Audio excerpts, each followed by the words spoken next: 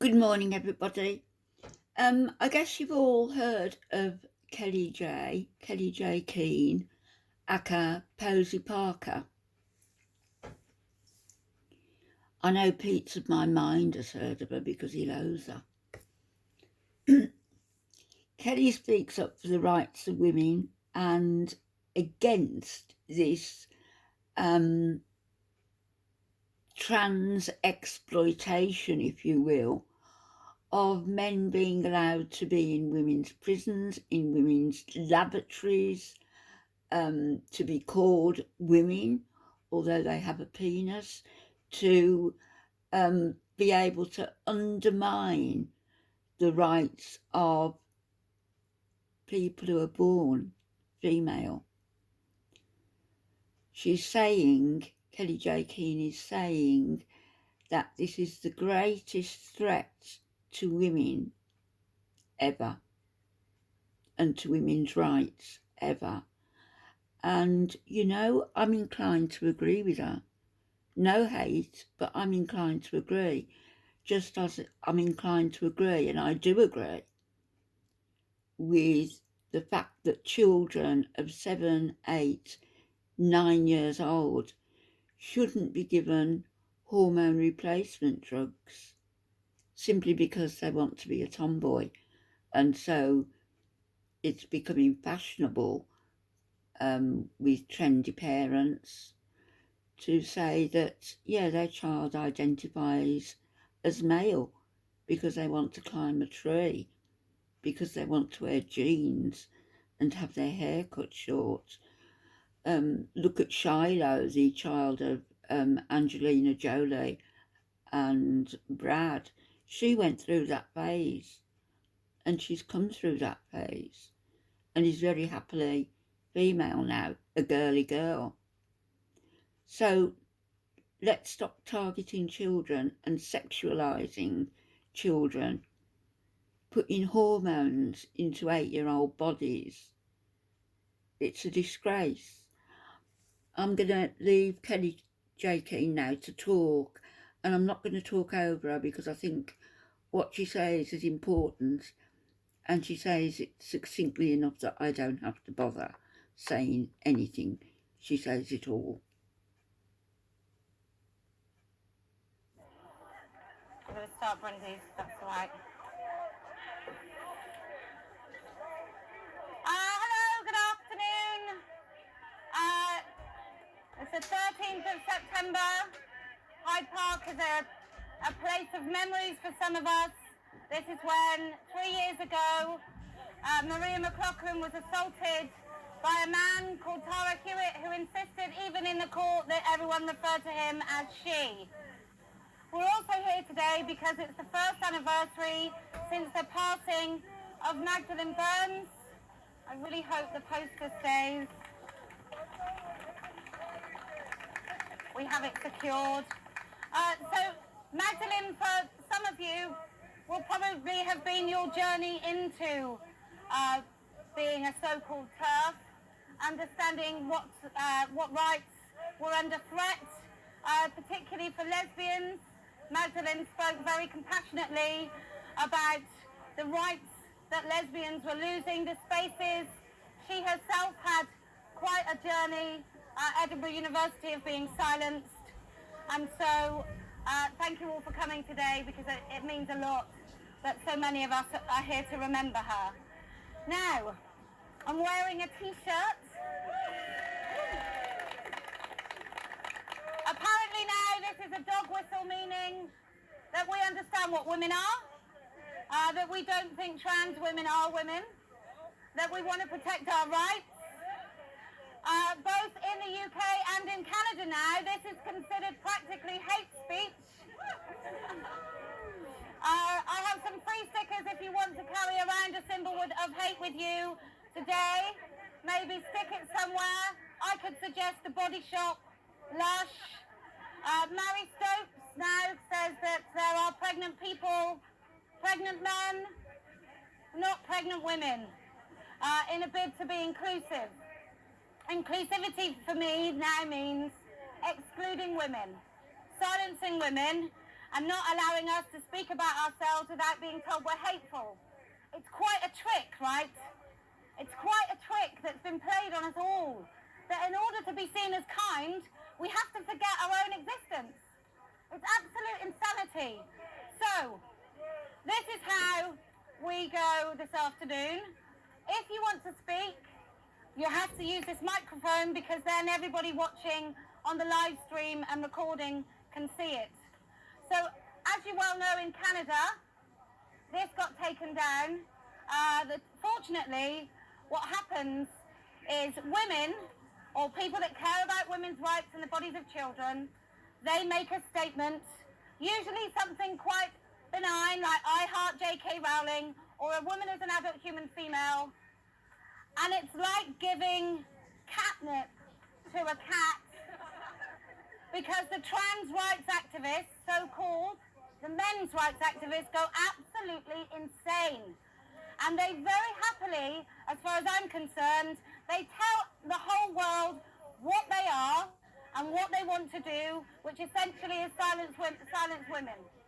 So thank you all for coming. If you want to speak about Magdalene, about women's rights, about anything that you so desire, please come to me, grab the microphone, introduce yourself, say why you're here and make your speech. But thank you very much.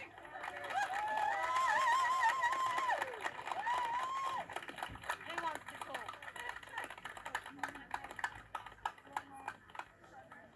Come on, Heidi. Come on, Heidi. Come on, Heidi. Somebody's got to start. So can I click this on you? Thank you very much. Thank you. Right, I'm going up here.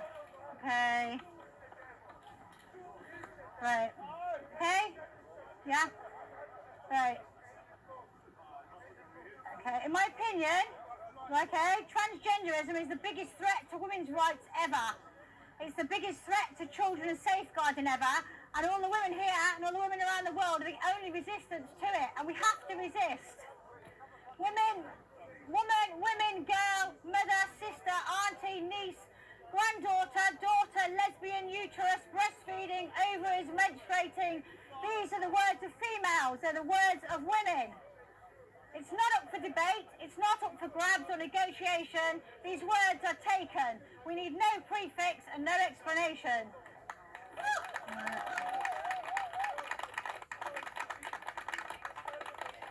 Trans and cis are made up words. They're made deliberately to erase women, to erode and muddy our language, to deliberately confuse. Our language is being eroded. It's being eroded now, deliberately. It's deemed non-inclusive. Since when did the word woman include men? When did men start having babies? When did men start having periods? When did women start raping with their penises? Why are men in women's sports? Why are men in women's changing rooms? Why are men in women's prisons? Why are men in women's refuges? Why are men in women's toilets? Why are men in women's hospital wards? The disappearance of our language is just the beginning. Be nice. It's only a pronoun. It's only a toilet. It's only a word. We all know it's much more than a pronoun, much more than words. Language matters. It's not kind or nice to use female language for men. It's playing a part in your own erasure and the erasure of women and girls everywhere. Refuse, say no, and reclaim the language of women. Thank you. We are not second-class citizens. We are 50% of the population. We are not cervix havers. We are not pregnant people. We are not cis women. We are not menstruators. We are women. Thank you. Thank you. Come on, Phoebe.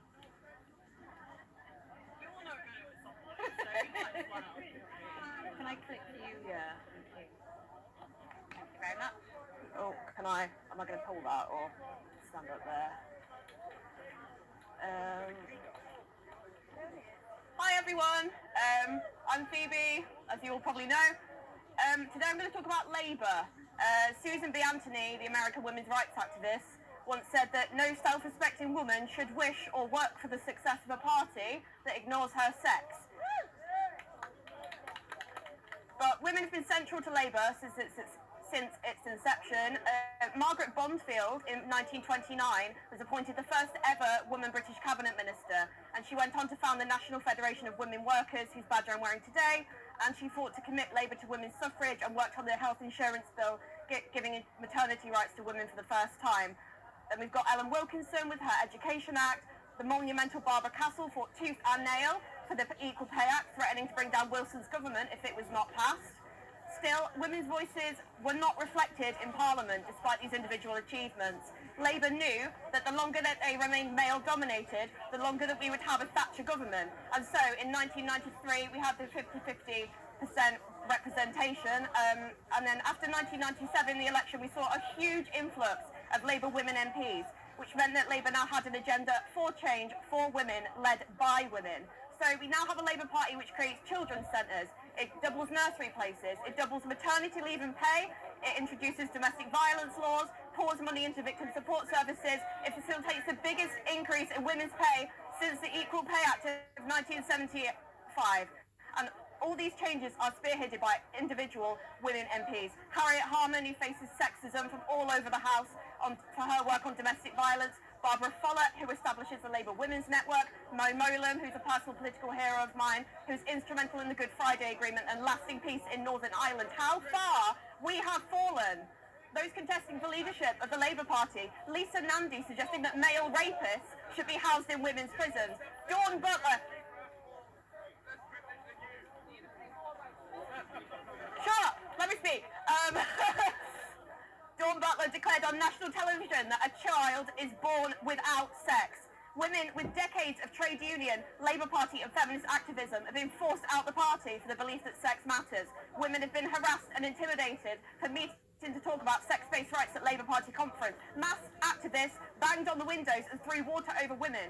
They didn't know if it was acid or not. Men are running for women's officer positions. I was asked to attend that protest, but I refused, even though at the time I bought into the mantra that trans women are women. I could see the misogyny behind what was going on. And then after refusing to sign the Labour campaign for trans rights as my CLP youth officer, I was forced out of the party myself, routinely condemned as a TERF and a SWERF, although I didn't know what they were at that stage, but not before voting for Keir Starmer, the only candidate sensible enough not to add his signature to the Labour campaign for trans rights. It's like a bunch of toddlers have got over-enthusiastic with the crayons and now they're holding the teachers to ransom. It's insane. It appears to call for any party member in possession of their critical faculties to be completely thrown at. That is anyone that doesn't believe in Pledge 4, that trans women are women, trans men are men, non-binary people are non-binary. And as if refusing to adhere to this set of baseless tautology somehow undermines your socialist credentials. It doesn't. Pledge 9 smears feminist organisations set up to uphold the rights of women and those who are same-sex attracted, Women's Place UK and LGBT Alliance as hate groups. Demands which would have an actual positive impact on the lives of trans people, like prompt access to psychotherapy, aren't even mentioned. And more recently, it's led the attack on Rosie Duffield for saying, I'll include a trigger warning here because it's a deeply upsetting thing, that only women have cervixes. And no, it's just despicably hateful. Once upon a time, such a self-serving, narcissistic and entitled campaign, which shows just such a lack of regard for the safety and comfort of other vulnerable groups, would have remained on the fringe. Not anymore, it seems. In the words of the brilliant Labour Women's Declaration, the majority of ordinary people recognise the importance of sex in law, policy and practice. And they're right. In my time in the Labour Party, I spent hundreds, and I'm not kidding, hundreds of hours on the Labour doorstep, particularly in the North East and in Bishop Auckland. If you try to go on the doorstep and tell a working class man and a lifelong Labour voter that his wife and daughter don't have the right to get changed in a place without having to see an adult man, see what reaction you get. Voters on the doorstep know what a woman is.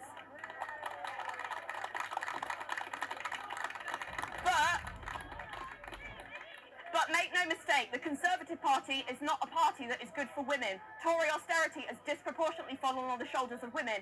Child tax credits have been cut. Children's centres have been run into the ground. Support for victims of domestic violence have been slashed. Now more than ever, we need a competent, credible Labour government. Keir Starmer, I am begging you, stand firm against these extreme trans rights activists and say it loud and clear that the Labour Party will protect the rights of women and girls and that you will not be held to ransom by the demands of a fringe group. maybe then some of the women that have left will then join again. I hope that I'm one of them. I was in the party for since I was 16 and then I was forced out. I think when we talk about self-identification, make the choice to self-identify as electable again. Thank you.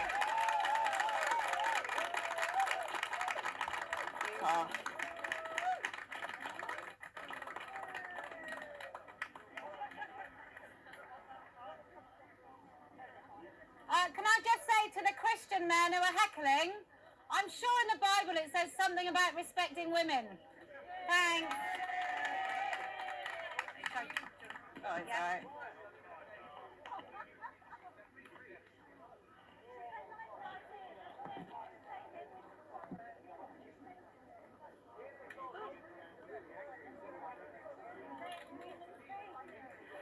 Hello everyone, my name is Naomi and I'm here to talk about what is happening to women right now. This will be the last time that we are allowed to gather until, well, we don't know when, because of the new government rules. Getting together and gathering in person was integral to the suffragettes organising. And in our movement today, it's been groups like Women's Place UK, like Standing for Women, like Let a Women Speak, like For Women Scotland, like Felia, and like Make More Noise. And that was integral to women getting off the internet and coming together to talk about what is happening to us. The government is taking that right away from you and is taking that right away from women. And we need to talk about how these measures are going to affect women. Now, sadly, 41,000 people have died of COVID and that is sad. But in a given 3-week period, 5 women are killed because of domestic abuse. In the first 3 weeks of lockdown, that number was 16. Currently, women are facing scams, they are facing childbirth, they are facing miscarriages alone because they are not allowed partners in with them due to lockdown. In a major London hospital not far from here, the incidence of stillbirth was 4 times higher due to lockdown. These women are going through this alone. Worldwide, girls in Nepal are getting married off as children because their schools have been shut because of lockdown. Worldwide, 1.9 million women and girls have lost access to married stop services for contraception and safe abortion. We need to make more noise about this, and feminists need to make more noise about this. Councils have relaxed their duty of care towards children under their care. During the lockdown period, schools were open for kids of key workers and for vulnerable kids, but only 1 in 20 children was turning up to school. That is 19 in 20 vulnerable kids who were not having access to school. There were do not resuscitate orders were sent out to people with learning disabilities under lockdown. Since March, very sadly, 41,000 people have died of COVID, but the lockdown measures have killed 20,000 people. Currently, Bolton in the northwest has some of the strictest lockdown measures in the country. How many women and children are being plunged further into poverty? How many women are being held by abusive partners right now who are telling people that they have to isolate because of symptoms? The committee that advised the World Health Organization on non-pharmaceutical interventions in a pandemic never suggested lockdown because of the cost to our most vulnerable. The pajama class are more than happy to sit at home, tell everyone to stay at home. They keep saying just wait 2 weeks. Well, vulnerable women do not have 2 weeks. Hospitalizations and deaths are sad. My thoughts are with the families of those affected, but they have been a trickle for 2 months. You do not have to take my word for it. You can check the NHS data, the Office of National Statistics and Public Health England. Yet the government is enacting the biggest infringement on civil rights since World War II. The government have criminalised family life. The government have criminalised intimacy between 2 people. They have legalised isolation. They have legalised control. They have legalised fear and they have legalised shame if you speak up about this. Now, as Magdalene said, I'd rather be rude than be a fucking liar. And this probably made you feel uncomfortable, but it's the fucking truth. Very much, that's great. Thank you.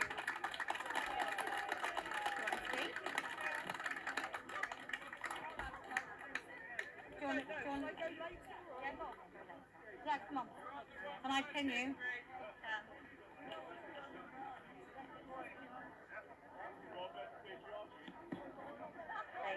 Right. Do I have to stand up? You do just on one step if you don't mind, just so people can... I'm very wobbly. Right, everybody.